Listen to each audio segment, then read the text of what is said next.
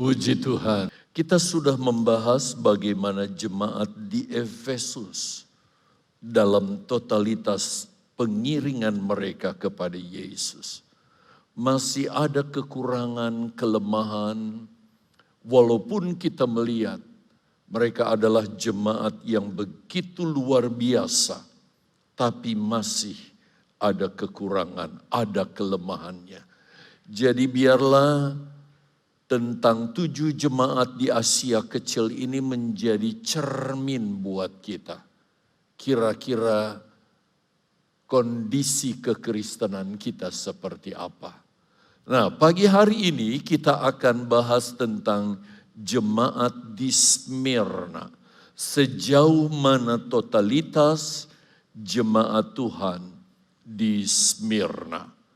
Ayat bahasan kita meliputi Wahyu pasal 2 mulai ayat 8 sampai dengan ayat yang ke-11. Tetapi kita akan bahas saja secara random saudara. Tidak kita bahas sekaligus beberapa ayat ini. Itu sebabnya saya ajak saudara mulai memperhatikan ayat yang ke-8 tentang jemaat di Smyrna. Firman Allah, firman Yesus yang disampaikan kepada jemaat Smyrna. Perhatikan di ayat 8. Dan tuliskanlah kepada malaikat jemaat di Smyrna. Malaikat jemaat yang dimaksud di sini adalah gembala jemaat. Jadi hamba-hamba Tuhan juga bergelar dengan gelar malaikat. Pesannya perhatikan, inilah firman dari yang awal dan yang akhir, yang telah mati dan hidup kembali. Kita mulai bahas ayat 8 dulu saja. Perhatikan Bapak Ibu Saudara yang dikasihi oleh Tuhan, sebagai sedikit latar belakang tentang jemaat di Smyrna, arti nama Smyrna adalah yang dikasihi. Saya berharap saudara pun merasa seperti ini. Sebagai orang-orang yang dikasihi oleh Yesus.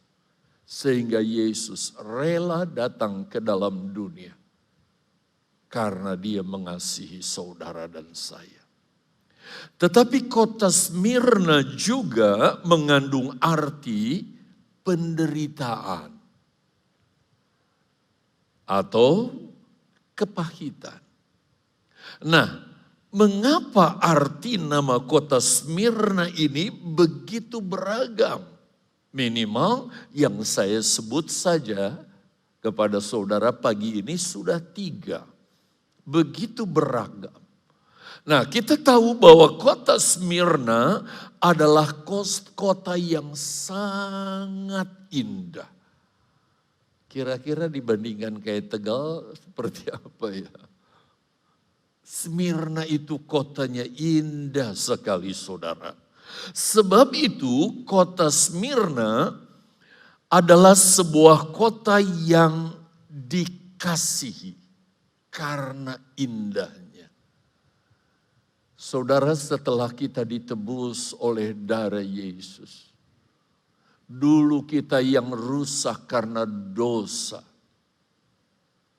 Tetapi kita diubah hari demi hari lewat firman-Nya. Seperti yang saudara lakukan pagi hari ini. Semakin hari, semakin menjadi indah. Dan kota Smyrna itu seperti perhiasan bagi Asia. Termasuk di Asia kecil. Di mana Turki sekarang berada. Bapak Ibu Saudara yang dikasihi Tuhan. Biarlah ini pun jadi pengalaman pengiringan kita kepada Yesus. Orang, bahkan Yesus sendiri melihat kita indah. bukan sesuatu yang buruk, menjijikan, menyebalkan, tetapi indah, bahkan menjadi perhiasan. Tetapi seiring jalannya waktu, kota Smyrna juga tidak luput dari pengalaman dengan apa yang disebut penderitaan atau kepahitan. Sekali lagi, sangat beragam. Indah, menarik, jadi perhiasan. Tapi kota ini tidak pernah luput dari yang namanya penderitaan atau pengalaman pahit. Itu sebabnya kota Smyrna ini, Bapak Ibu Saudara yang dikasihi Tuhan, sebagai gambaran orang percaya. Sebagai gambaran saudara dan saya, bahwa setiap pengikut Yesus, walaupun kita sudah ditebus dan memiliki jaminan keselamatan, dengar baik-baik jemaat, kita tidak akan luput dari yang namanya penderitaan. Dan mungkin juga pengalaman-pengalaman pahit dalam pengiringan kita kepada Yesus.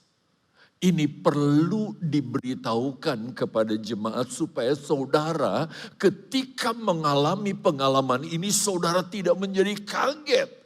Sebab ada pendeta yang berdiri di mimbar hanya menceritakan yang baik-baik tentang kekristenan. Betul itu.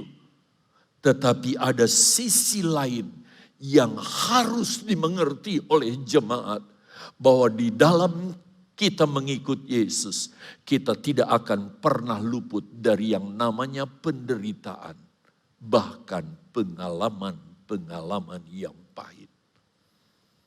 Tetapi jemaat yang dikasihi Tuhan, di balik penderitaan dan di balik kepahitan yang kita alami, kita satu saat akan melihat kemuliaan Tuhan yang begitu luar biasa. Bahkan kita menjadi mulia bersama Yesus di dalam kerajaannya di sorga. Harusnya semua bilang haleluya. Begitu, amin. Jadi jangan takut. Jangan khawatir. Itu sebabnya kita adalah orang-orang yang sangat dikasihi Yesus. Karena walaupun kita menderita, tetapi kita tetap setia kepada Dia. Sebab itu, di pandangan Yesus, saudara dan saya seperti perhiasan yang indah yang ada di tangan Yesus. Hendaknya kita jadi orang Kristen seperti ini, saudara. Jadi bagus sekali nama Smyrna ya. Tapi jarang ada ibu bapak yang kasih nama anaknya Smyrna. Bagus sekali artinya ya. Siapa tahu yang lagi hamil nanti lahir anaknya. Dan diberi nama Smyrna. Nah, kepada jemaat di Smyrna, Tuhan perkenalkan dirinya sebagai Allah yang dengan menyandang gelar yang awal dan yang akhir.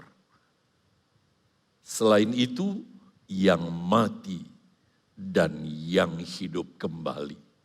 Yang tidak lain menggambarkan, mencitrakan figur Tuhan Yesus Kristus. Dia adalah Allah yang dari sejak awal Dia sudah ada dan Dia tetap ada sampai akhir. Namun Dia rela mati untuk keselamatan dan saudara dan saya.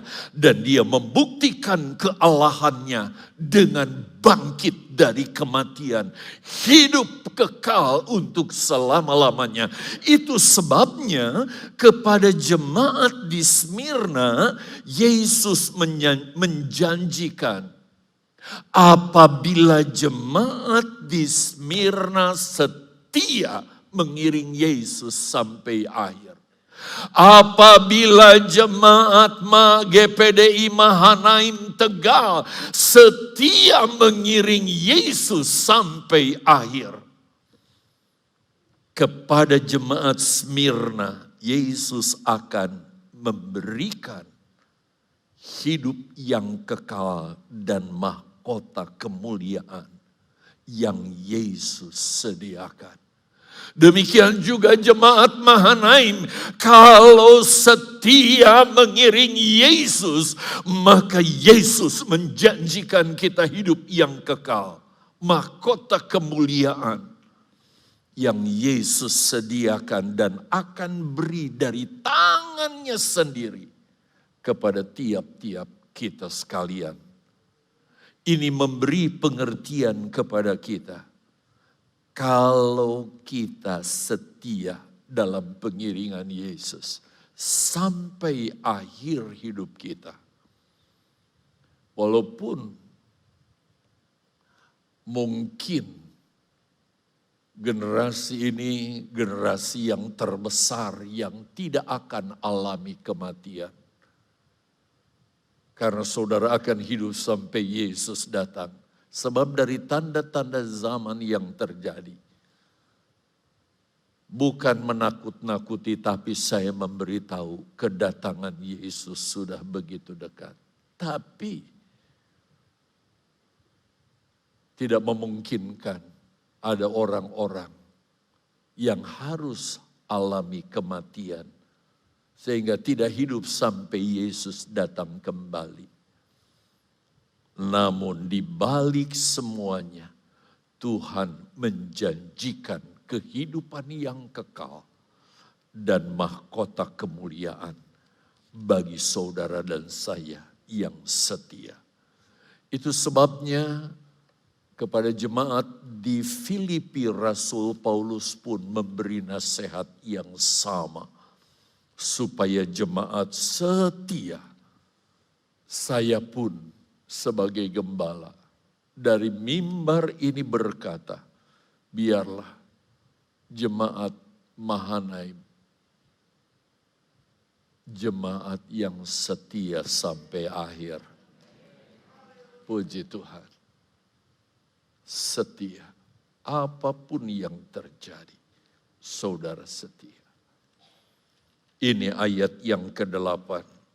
Sekarang kita pindah ke ayat yang ke-9.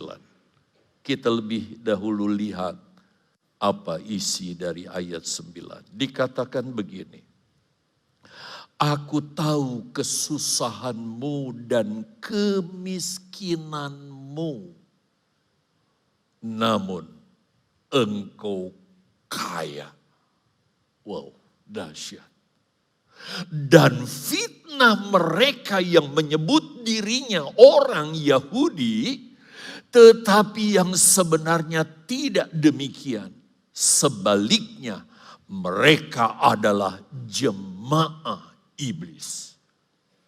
Bapak, Ibu, Saudara yang dikasihi Tuhan. Kalau kita lihat rangkaian ayat mulai dari ayat 8 ke ayat 9, dari apa yang sudah kita pelajari, khususnya ayat yang ke-8, kita baca tentang jemaat Smyrna, di mana di dalamnya tidak kita temukan satu ayat pun yang bernada atau merupakan teguran Yesus karena kekurangan, kelemahan, keterbatasan jemaat Smyrna. Gak ada teguran. Kira-kira bagaimana ya? Kalau ada seorang anak yang papa mamanya nggak pernah tegur anak ini. Artinya apa? Anak ini manut, turut, setia, nggak lakukan yang papa mamanya nggak sukai, nggak lakukan yang papa mamanya tidak inginkan. Semua yang dilakukan begitu baik. Ini jemaat Smyrna. Kalau kita mundur ke Efesus, ingat? Tadinya dijunjung setinggi langit, bagaimana mereka luar biasa. Saudara buka catatan lagi atau dengar lagi ya rekaman khotbahnya tentang jemaat Efesus. Tapi di ayat berikutnya saudara, Efesus dicela begitu rupa. Tapi berbeda dengan Smyrna. Jadi tidak ada sedikit pun kekurangan atau kelemahan dari jemaat Smyrna ini. Sehingga Yesus harus menegur mereka, tidak ada. Betul-betul jemaat ini adalah jemaat yang hidup sesuai dengan firman Tuhan. Wow. Jangankan Tuhan Yesus, saya aja kalau jemaat Mahanaim semuanya ikuti firman Allah saudara. Waduh, sebagai gembala bangganya malaikat jemaat di GPDI Mahanaim senang sekali. Apalagi Kristus saudara. Begitu bangga luar biasa. Punya jemaat seperti Mahanaim. Wow, sangat hebat.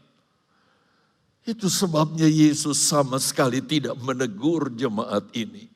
Dari sini kita dapat simpulkan bahwa jemaat Smyrna adalah jemaat atau lebih tepat menggunakan istilah yang umum ya, gereja yang sempurna.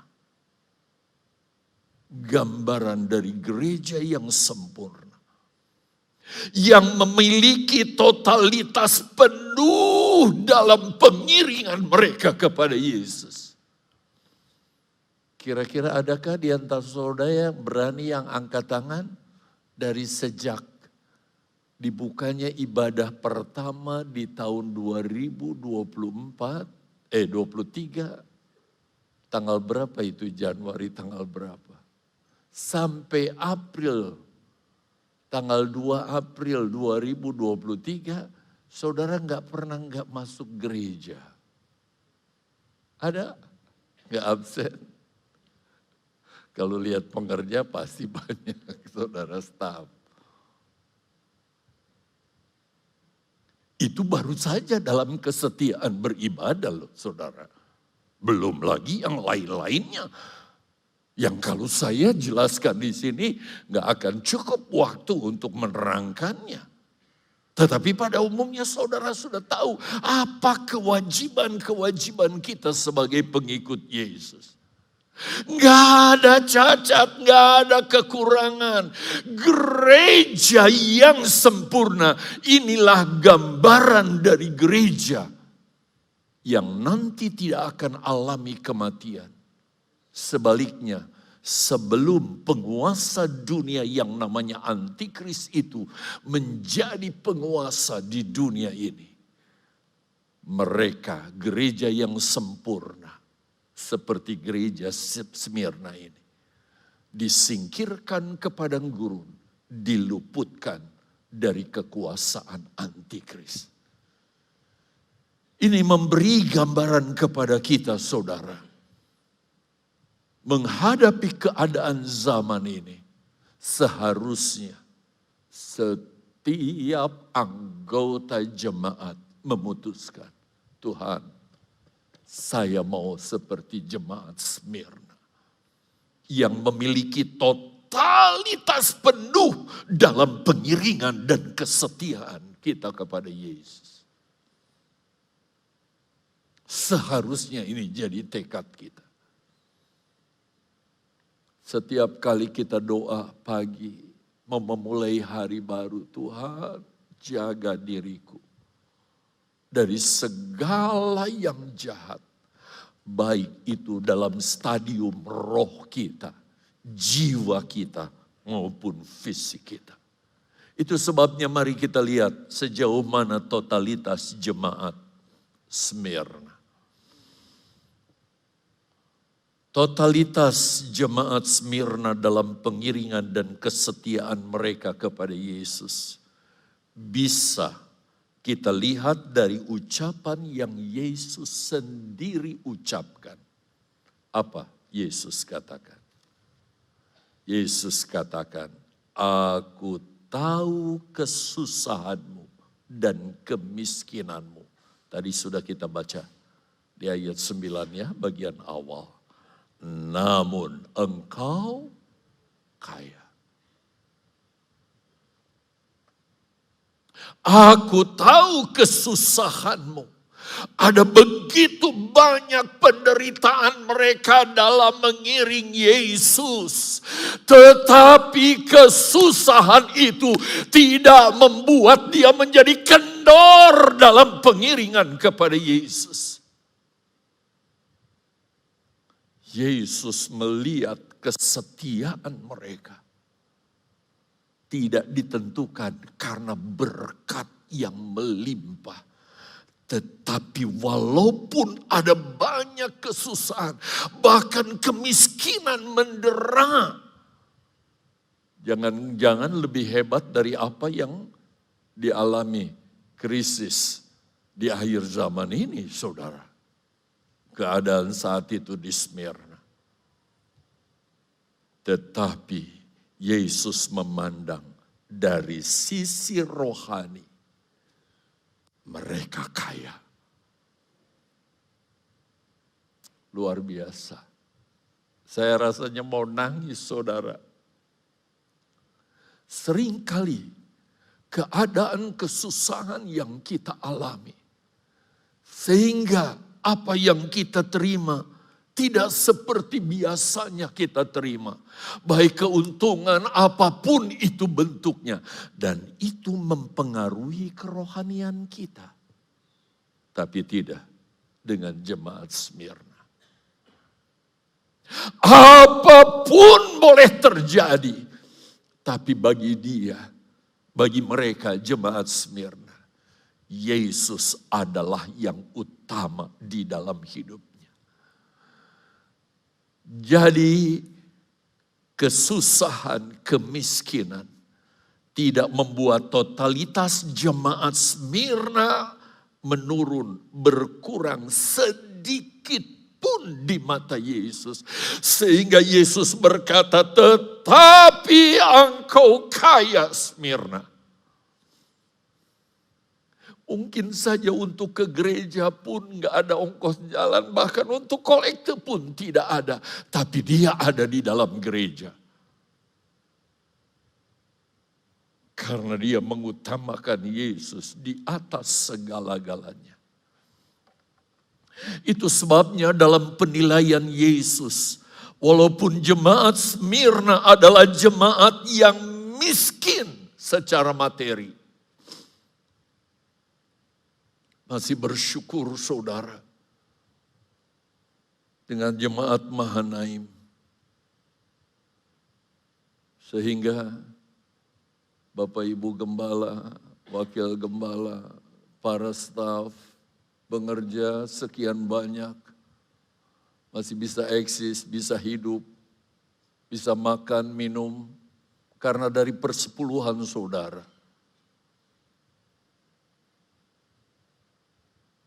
Berarti saudara masih diberkati begitu rupa dan mengasihi Yesus melalui korban saudara. Siapa bilang yang mengajarkan perpuluhan nggak perlu dilakukan lagi? Yesus, 12 murid-muridnya, rasul-rasulnya. Baca mulai dari Matius sampai Wahyu. Nggak ada yang pernah melarang stop persepuluhan. Walaupun isu ini begitu hebat, tapi jemaat Mahanaim tahu berbuat yang terbaik bagi Tuhan. Sehingga pelayan-pelayan Tuhan bisa hidup. Kalau enggak, kami harus nyambi apa ya saudara ya?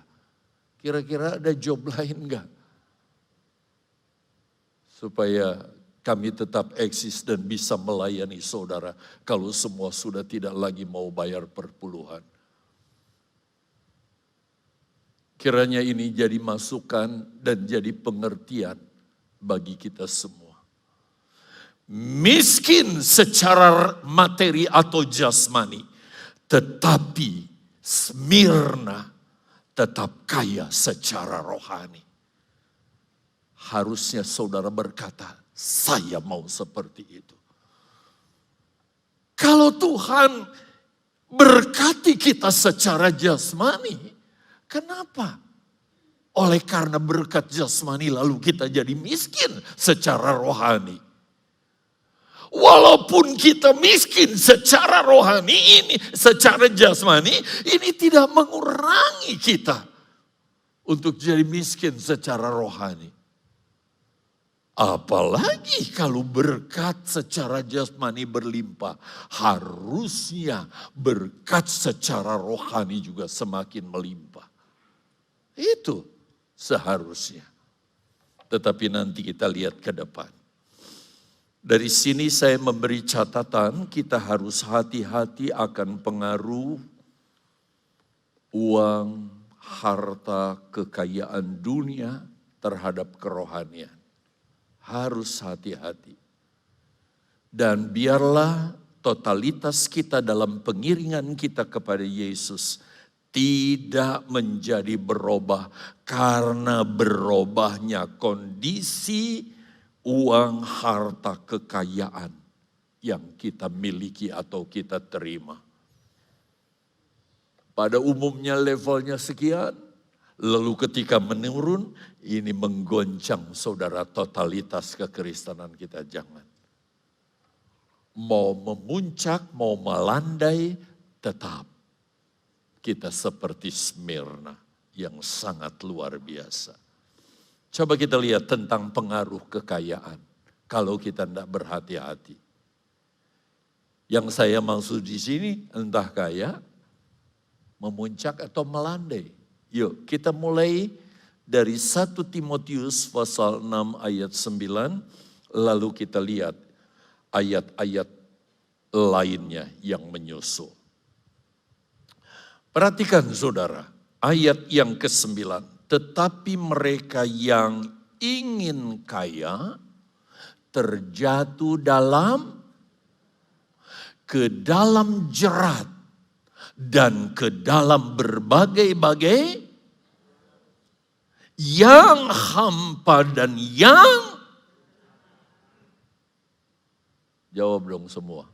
Yang menenggelamkan manusia ke dalam, hati-hati. Iblis tahu ini, dia goncang saudara ekonomi keadaan. Tapi lihat totalitas jemaat.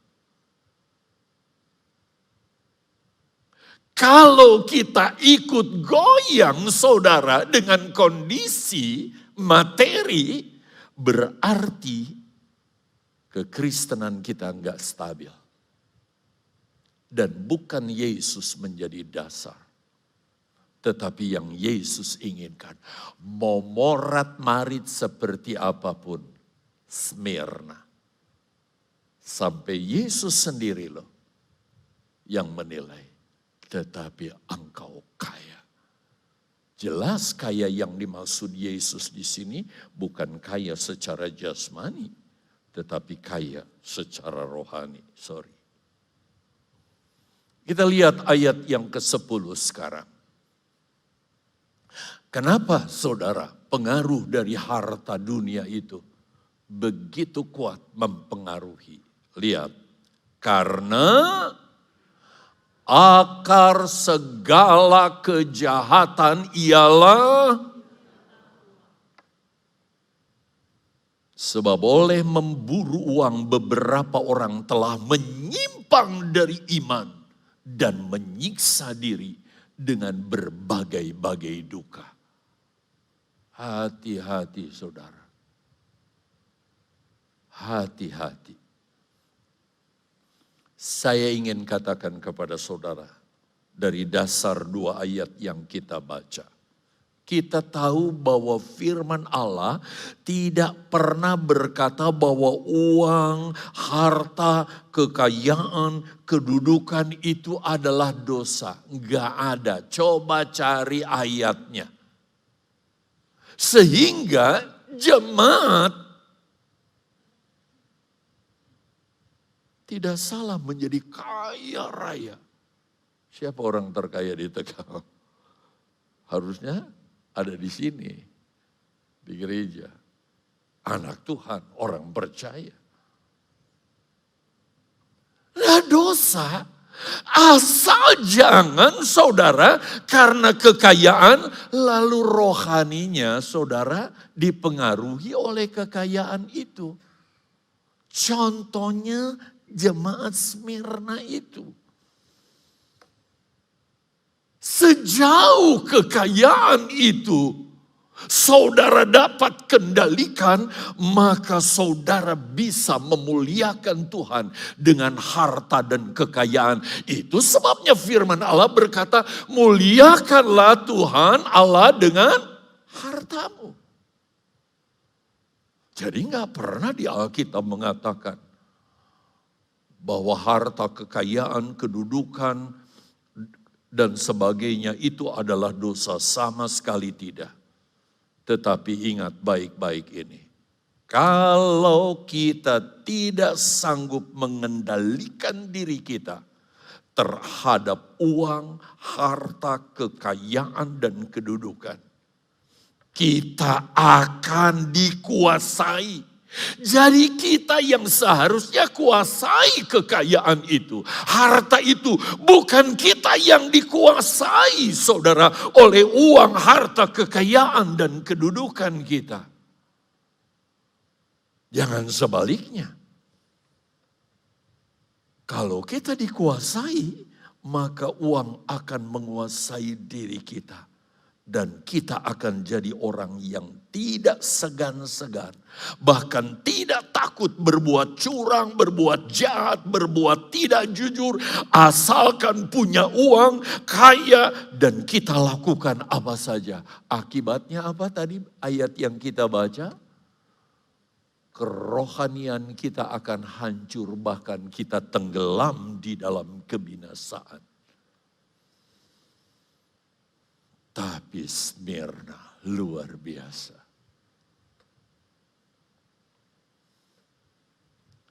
Kita lihat contoh negatif Smyrna luar biasa ya. Sampai Yesus banggakan begitu.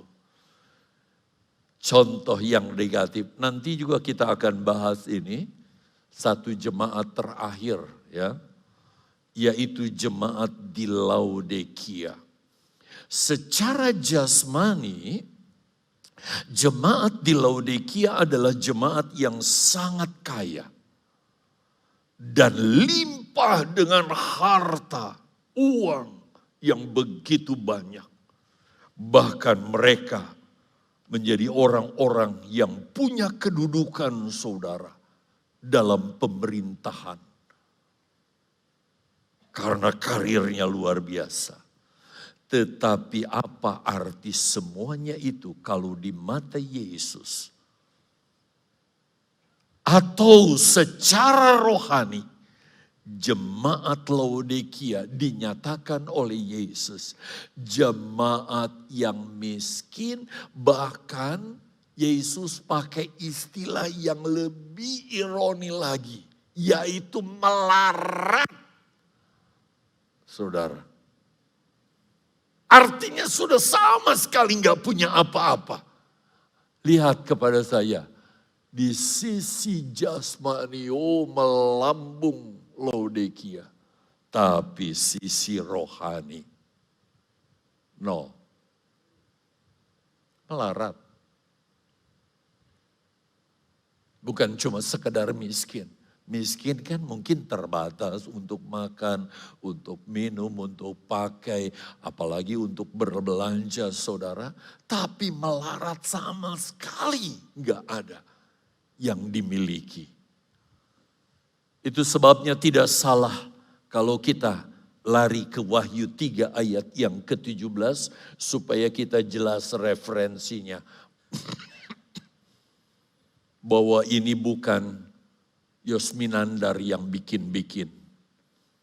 Yang mengada-ngada sama sekali tidak. Sepenuhnya saya mengacu kepada kebenaran firman itu. Apa yang Yesus katakan? Perhatikan. Karena engkau berkata. Secara jasmani ini, jemaat di Laodikia. Jangan sampai ya Mahanaim kayak Laodikia. Apa katanya? Aku kaya dan aku telah memperkaya diriku dan aku tidak kekurangan apa-apa. Wow, luar biasa. Dan karena engkau tahu bahwa engkau, apa kata Yesus menurut pandangan rohani Yesus? Melarat, malang, miskin, buta, telanjang. Kira-kira saudara kalau orang yang berhadapan dalam kondisi telanjang, layak untuk dia berdiri? Jelas tidak. Jangankan di hadirat Tuhan, kalau di sini saja saudara itu gak akan mungkin terjadi. Tapi inilah keadaan Laodikia yang gak mungkin layak ada di dalam kemuliaan. Inilah nasib orang yang hanya karena kekayaan dia mengorbankan saudara hal-hal rohani. Dia tidak lagi mau ke gereja, tidak mau lagi sungguh-sungguh, tidak lagi mencari Tuhan, tidak lagi melakukan kewajiban-kewajibannya seperti yang Tuhan inginkan. Miskin benar-benar karena pengaruh ekonomi, entah karena kaya atau karena menjadi menurun. Hati-hati, jangan sampai ini mempengaruhi kekristenan kita. Yang menjadi pertanyaan sekarang adalah mengapa kualitas jemaat di Laodikia dinilai Yesus melarat, malang, miskin, buta, dan telanjang? Alasannya, sebab jemaat di Laodikia lebih menomorsatukan tanggung jawab kita untuk mengurus keluarga, mensejahterakan keluarga, mencari harta, uang dan sebagainya itu adalah hal yang wajib kita lakukan. Bukan alternatif. Tetapi jangan sampai semuanya itu mempengaruhi kerohanian kita. Yang mengerikan dengan kesadaran dia rela mengorbankan yang rohani demi yang jasmani. Ini yang paling mengerikan. Jemaat Laodikia melakukan hal ini. Dia mengabaikan yang rohani, yaitu Yesus dan kerajaannya, masa depannya tentang kekekalan. Karena mengejar harta, mengejar uang.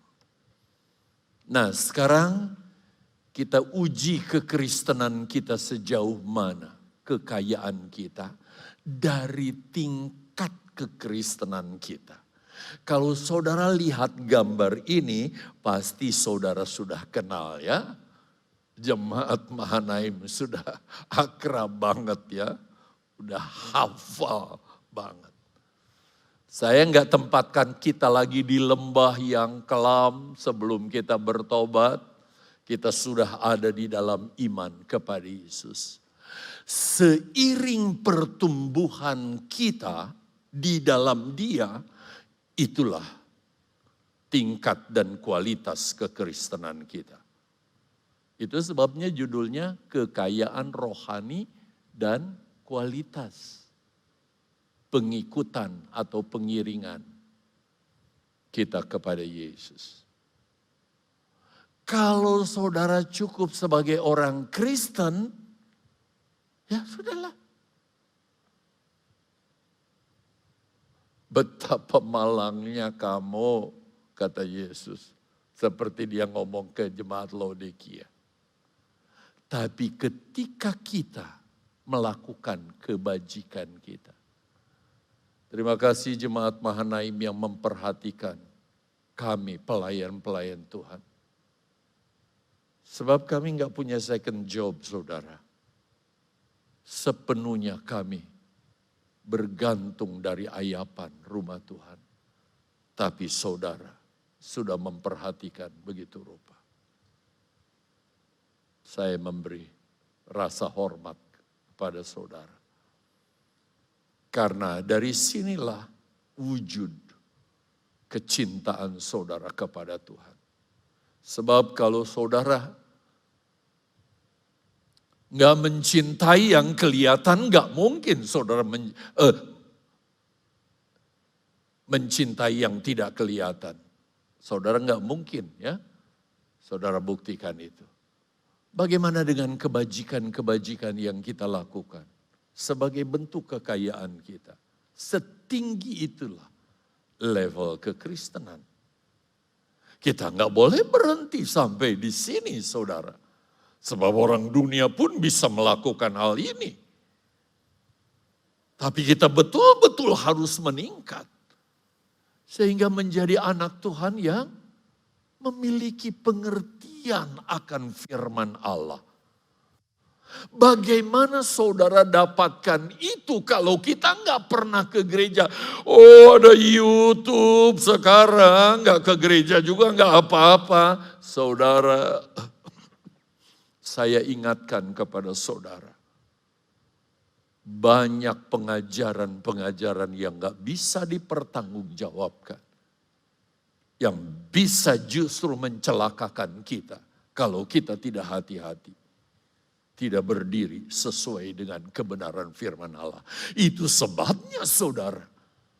Di gereja mana kita bergabung yang kita tahu pengajarannya sehat. Disitulah kita makan. Menjadi jemaat yang punya pengetahuan. Sehingga tidak bisa diombang-ambingkan oleh berbagai macam pengajaran yang heboh di akhir zaman ini. Kita juga harus terus meningkat.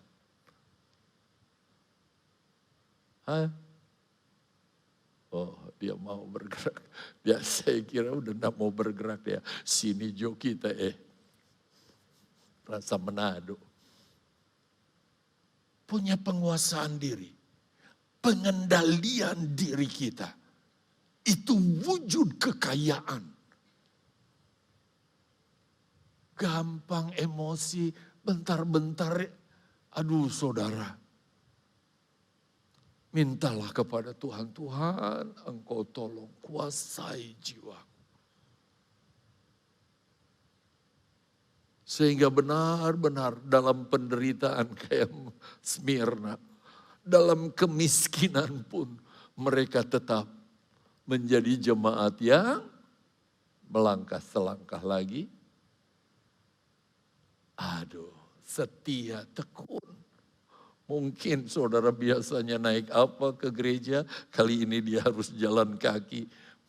Gak ada duit. Bahkan ketika lewat pintu gerbang pun, aduh dengan terpaksa dia gak bisa memberi. Karena memang gak ada. Tapi tidak mengurangi kesetiaan dalam mengiringi Yesus. Terus menjadi jemaat yang saleh. Artinya Kristianos tapak demi tapak dari kebenaran firman Allah diikuti dengan presisi, dengan cara yang benar, dengan sesuai dengan apa yang Yesus inginkan sampai kasih itu bisa tercipta, terekspresi. Saya sih benar-benar salutlah kepada jemaat ya. Bukan memuji-muji supaya apa begitu. Tetapi ini satu kejujuran yang keluar dari batin. Begitu banyak hamba-hamba Tuhan yang membutuhkan uluran tangan. Kalau saya dengar kesaksian pendeta Martinus Rumimpunu, mana pendeta Martinus? Tolong berdiri. Hadap ke jemaat dikit dong, supaya jemaat kena. Saudara tahu pelayanannya di mana? Kalau saudara tahu Kalimantan Timur ada satu pulau besar di bagian utara, harusnya dia ditempatkan di situ. Tapi dia pilih di Pulau Bunyu, pulau yang lebih kecil lagi. Saya tanya bagaimana jemaatnya? Sekarang sisa berapa? 5 keluarga karena pandemik ya. Lalu kolektanya bagaimana? Tapi dia tetap setia melayani Tuhan. Wow, luar biasa. Saya ternyuh sekali ketika mendengar kesaksiannya. Begitu rupa. Jemaatnya banyak meninggalkan. Minoritas di pulau itu, saudara, kekristenan. Sangat sedikit sekali. Tapi dia tetap setia. Kalau saudara memiliki kasih persaudaraan, saudara tidak akan tinggal diam. Itu sebabnya diumumkan nanti bagaimana saudara perhatian GPDI Mahanaim terhadap pelayan-pelayan di pedesaan, di perintisan. Salah satu di antaranya hamba Tuhan ini. Bahkan kita sampai mencapai ini tingkat gereja yang sempurna. Smyrna sudah sampai di sini. Walaupun mereka miskin, tapi kemiskinan tidak meredam untuk mereka mengasihi, bahkan sampai mengasihi Kristus dengan kasih agape. Ini yang Tuhan inginkan. Coba diteruskan catatannya. Saya dari sini saja menjelaskan kepada saudara. Sekarang saya lihat dari sisi lain. Ya. Baca bersama-sama. Semua ya. Ini firman Tuhan dibaca bersama. 2, 3. Neraca serong. Tetapi ia berkenan. Tadi saya sudah jelaskan, sisi jasmani jangan membuat kita serong. Smyrna miskin, neraca rohaninya wow. Harusnya kaya, lebih wow lagi.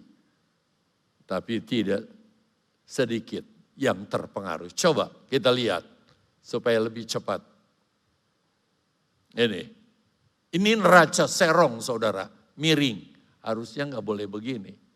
Jasmani lebih berat dibandingkan rohaninya enteng. Karena kayak Laodikia. Bagaimana kekristenan seperti ini? Lihat, cara hidup yang keji di mata Tuhan. Please, jangan sampai di jemaat Mahanaim ada yang seperti ini. Kalau tingkatannya tadi saudara seperti cuma ya cukup beriman. Itu sebabnya ajaran sesat yang berkata yang penting beriman. Harus naik dong. Minimal dah kalau kita belum sampai agape, kasih persaudaraan itu nyata. Diekspresikan. Ini keji sebab Amsal 11 ayat 1 tadi katakan neraca serong adalah kekejian. Seperti saudara kalau berusaha neraca saudara sudah serong, belum diisi batu timbangan, belum diisi barang, udah miring duluan. Itu keji. Demikian pun secara rohani. Tetapi yang Tuhan inginkan seperti apa? Mari kita lihat.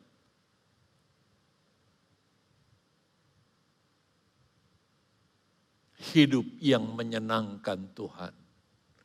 Ini minimal, saudara.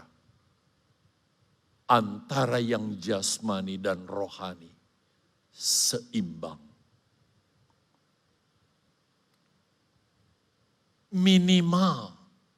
Tapi alangkah luar biasanya kalau yang rohani lebih berbobot lagi dibandingkan yang jasmani. Seperti Smyrna. Seperti Smyrna. Walaupun kamu miskin, artinya jasmaninya kosong. Tetapi kamu kaya. Yesus yang mengucapkan ini. Sangat luar biasa. Sangat dahsyat. Sebagai penutup, saudara lihat ini.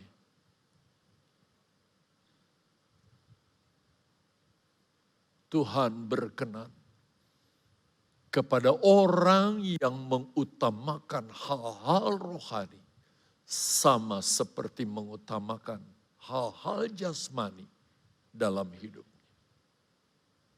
Seperti kita begitu peduli, saudara, terhadap hal jasmani. Kita juga mau peduli terhadap hal yang rohani. Jadilah jemaat GPDI Mahanaim yang setia kepada Yesus. Sekali Yesus, Tuhan Yesus memberkati. Tuhan Yesus memberkati. Di saat ku bimbang, kau meneguhkanku. Di saat ku lemah, kau datang menopangku. Ingat saudara, kita baru sampai ayat 9-nya.